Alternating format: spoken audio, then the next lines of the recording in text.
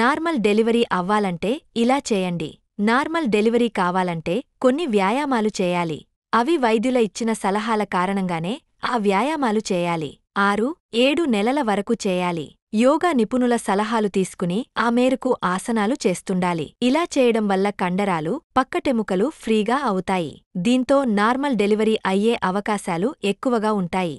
ఇంట్లో కూడా కొన్ని పనులు చేస్తుండాలి. ఇవి వ్యాయామంతో సమానమవుతాయి. పనులు చేయడం వల్ల పొట్టలో సంకోచ వ్యాకోచాలు జరుగుతాయి. గర్భసంచికి కదలిక ఉంటుంది. ఇక నడుముపై భాగమంతా తిరడగడం వల్ల పక్కటెముకలు ఫ్రీగా అవుతాయి. ప్రసవ వేదన అనేది ఇబ్బందిగా ఫీల్ అవుతారు కాని ఇది ఆరోగ్యానికి చాలా మంచిది. డెలివరీ సమయంలో మహిళలు కాసేపు ఆ నొప్పులను భరించాలి. గర్భం దాల్చిన ప్రతి మహిళ ఆరోగ్యంపై శ్రద్ధ పెట్టాలి. మంచి డైట్ తీసుకోవాలి.